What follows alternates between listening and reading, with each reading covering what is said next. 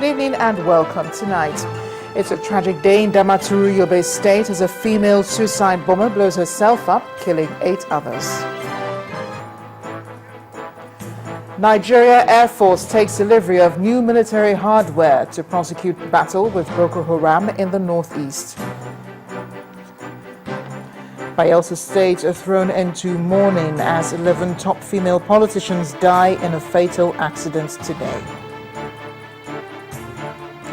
And our correspondent to New York, Kingsley Amayo, brings us reactions in the U.S. on the postponement of Nigeria's elections.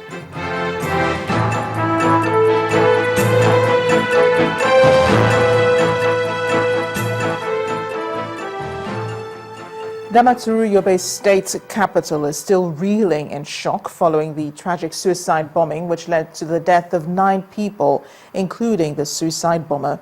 The attack happened at a motor park in Bayantasha. Police say the bomber, a female disguised herself as a passenger, boarded a bus and detonated the bomb. Witnesses say she had tried to gain access to the security wing of the park, but on realizing she was being monitored, quickly boarded a vehicle and blew herself up, ending her life, as well as those in the vehicle. Police have taken those wounded in the attack to hospital. A wave of suicide bombings has killed up to 150 people in Yobe State this year alone.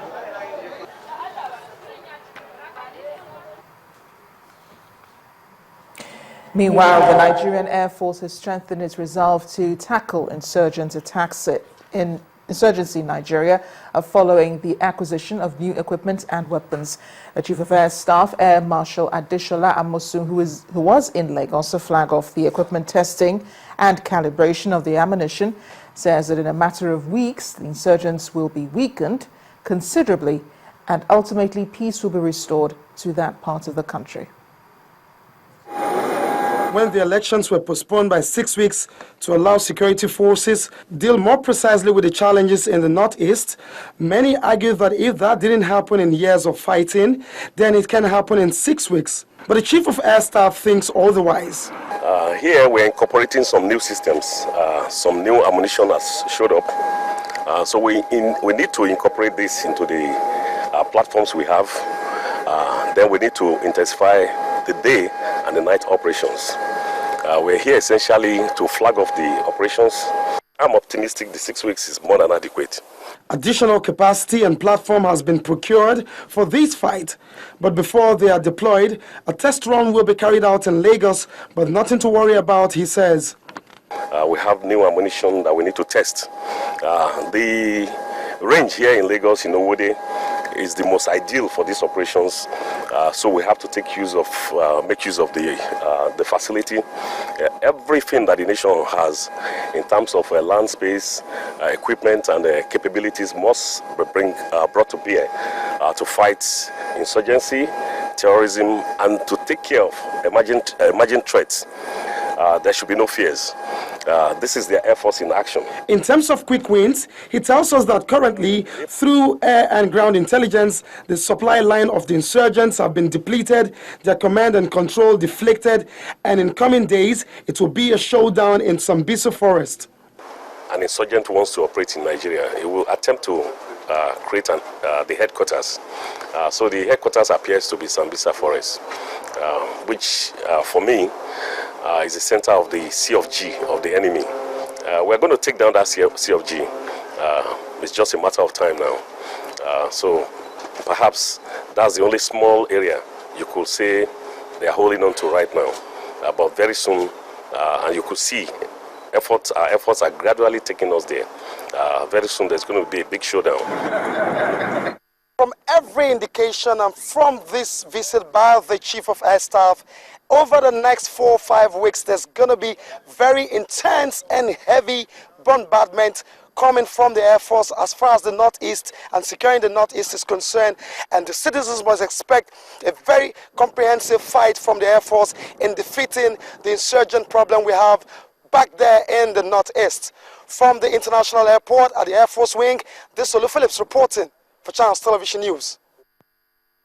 In continuation of bringing succor to internally displaced persons residing in Jos, the Plateau State capital, the National Emergency Management Agency has donated relief materials to cater for their needs. Presenting the items to the victims in Jos, NEMA Deputy Director, Training and Relief Materials, Iola Akonde, says the gesture is as a result of the federal government's drive to ameliorate the sufferings of the victims of Boko Haram insurgency. Our correspondent, Chimezie Obiwawu, reports.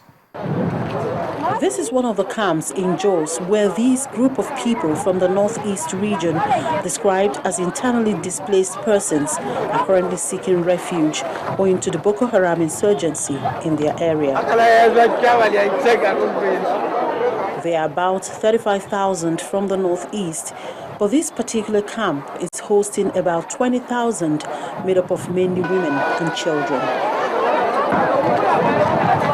These items, ranging from mattresses, clothing, and foodstuff, have been donated by the National Emergency Management Agency for their comfort. I commend you for being patient with us. It is not easy, especially when you are displaced from your abode.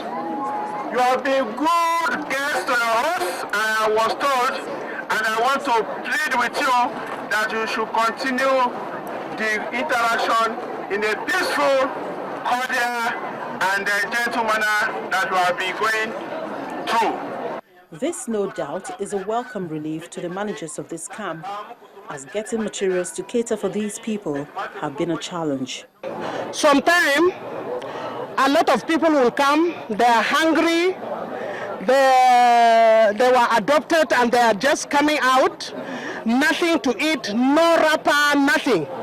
So sometimes I went out of a lot of relief material to give. And sometimes what I give is too small in how, if you measure the suffering that people went through, what you are giving is just meager. We don't want to encourage camping exercise. It's not the best. They will be vulnerable. So what the federal government is trying to do is to make sure that these people are assisted to quickly go back to their various domains where they will feel secured and have rest of mind. Because no matter how pleasant a camp is, it cannot be compared to your own personal house. As government continues to fight insurgency in the country, many believe providing succor to the internally displaced persons should not be left for the government and its agencies alone. Chimezie Obiwawu, Channels Television News. A day of love turned to a day of death after several top female politicians from Bayelsa State lost their lives in a multiple motor accident. 11 people reportedly died in the crash, which occurred on Saturday evening at Ahoda Elele in the state. The dead victims include a female former commissioner for women affairs in the state, an ex-permanent secretary, and a former member of the State House of Assembly. The wife of the secretary to the Bayelsa State government was also reportedly among the dead.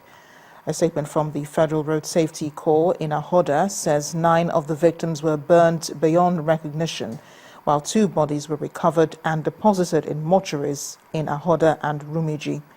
1 person is reported to have survived and is currently receiving treatment at an undisclosed hospital in Rivers State.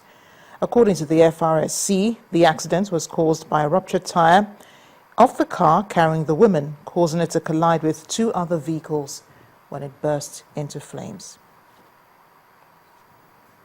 Bayelsa State Governor Sereke Dixon is in mourning, hearing news of the death of the group of prominent women in the fatal road accident. Amongst them, as we mentioned earlier, was the wife of the Secretary to the State Government, Professor Edmond Alison Oguru.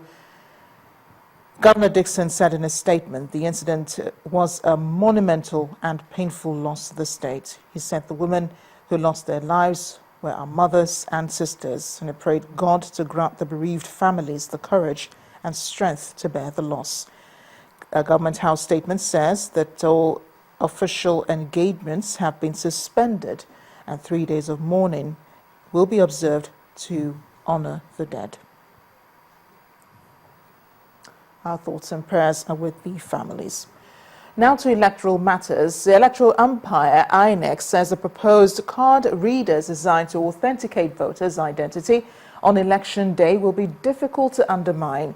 INEC's resident electoral commissioner for Edo State, Mr. Mike Igini, while demonstrating how the device works, told Channels Television that even if a voter has more than 2 PVCs, he will not be able to vote more than once because the card reader will detect any double access.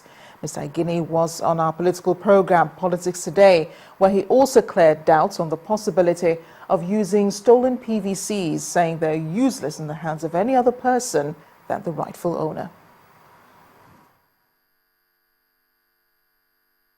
As a people, as a nation, whatever we want to make of our country is clearly in our hands. The system that the regime we are bringing on board is something that has worked in other parts of the world. We're fortunate to be part of the team to South Korea to see how it happened there. Of course, let us not talk about the US. We were also there during Obama's election. In Ghana, it has worked. In Kenya, in March, we were also there. It has worked. What is the problem with our country? We are going for elections. It will look as if we are going for war. Why should that be so? The procedure we have put in place, we are working to enthrone a sustainable electoral process for this country. There are people who are trying to also subvert that process because during the distribution exercise, the rule was that there must be what we call a distribution register and that nobody must collect in proxy. In practice, in some places, people collected in proxy. And here is the danger of what we have done. I have reserved because I have campaigned over and again that people should not do this. There will be consequence. That consequence, I will not say today, is after the election. Because those who have done this, surely they are going to meet their Waterloo on election day. What exactly? But I'm not going to say that here because we have won. What is the first consequence? As I demonstrated to you a while ago, Shehu Okibaloye, how should somebody expect that on election day I should be in possession of your PVC? Apart from that, people collected in proxy. Besides that, people were snatching PVC. In Edo State, about 6,000 were snatched. In Cross River, I had to proceed against a postgraduate student to be arraigned because of a similar incident. Now, the problem is this. If you collect somebody's SPVC, you cannot use it. You cannot use it. So the consequence, you are going to deny those people.